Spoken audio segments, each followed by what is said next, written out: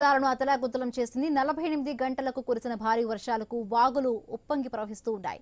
అద్దంకి మండలాల్లో వాగులు పొంగి గ్రామాలకు రాకపోకలు నిలిచిపోయాయి. గుంట్లకమ్మ వాగు ఉధృతంగా ప్రవహిస్తోంది. జంపలేరు వాగు ఉధృతంగా ప్రవహిస్తూ ఉండడంతో కంభం, అర్ధవేడు, గిద్దలూరు మధ్య రాకపోకలు నిలిచిపోయాయి. లోతట్టు ప్రాంతాల ప్రజలను పునరావాస కేంద్రాలకు తరలించారు అధికారులు. తుఫాను ప్రభావిత ప్రాంతాలను ఎమ్మెల్యే అశోక్ రెడ్డి ఇప్పటికే సందర్శించి అధికారులను అప్రమత్తం చేశారు. ఎటువంటి పరిస్థితులనైనా ఎదుర్కొనేందుకు సిద్ధంగా ఉండాలని అధికారులను ఆదేశించారు.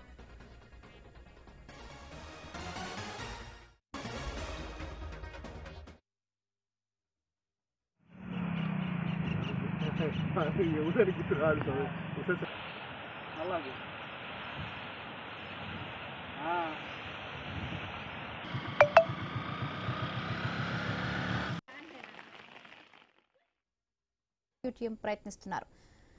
పెద్దారవీడు మండలం మద్దలకట్టలో హైవే రోడ్డుకు కల్వర్ట్లు నిర్మించకపోవడంతో 70 ఎకరాల పంట నీట మునిగిందని కాంట్రాక్టర్తో రైతులు వాగ్వాదానికి దిగారు. ఉధృతంగా ప్రవహిస్తున్న రాళ్ల వాగును పరిశీలించిన గూడూరు టీడీపీ ఇన్ఛార్జ్ 40 కుటుంబాలను సురక్షిత ప్రాంతాలకు తరలించినట్టు తెలిపారు. పత్తి, పొగాకు, మిరప పంటలు పూర్తిగా నీట మునగడంతో రైతులు కన్నీరు మున్నీరవుతున్నారు.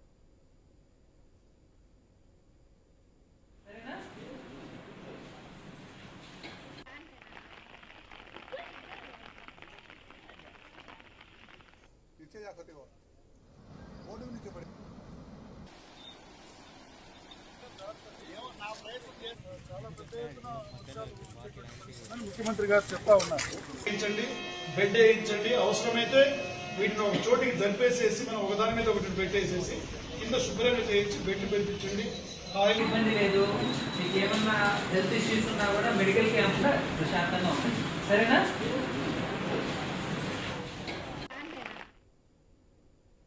ఇక్కడ దగ్గర నల్లమల్ల ఫారెస్ట్ నుంచి వచ్చినటువంటి ప్రతి నీటి బొట్టు కూడా ఈ ప్రాంతం నుంచే పోయి గుల్లకమ్మలో కలవాలి. అందుకని తీవ్రమైనటువంటి వరద ఉధృతి కనిపిస్తూ ఉంది. అందుకని ప్రజలందరినీ కూడా అప్రమత్తం చేస్తూ మరి గత 2-3 రోజుల నుంచి మరి జిల్లా కలెక్టర్ గారి యొక్క సారథ్యంలో ప్రతి ఒక్క అధికారి గ్రామాల్లోనే ఉంటున్నారు. ప్రతి ఒక్క పోలీస్ అధికారులు కానీ, రెవెన్యూ అధికారులు కానీ, అగ్రికల్చర్ ఆఫీసర్స్ అండ్ స్టాఫ్ అందరూ కూడా, పంచాయత్ సెక్రటరీస్, విఆర్ఓస్, విఆర్ఎస్ అందరూ కూడా గ్రామాల్లోనే మరి అప్రమత్తంగా ఉండటం జరిగింది.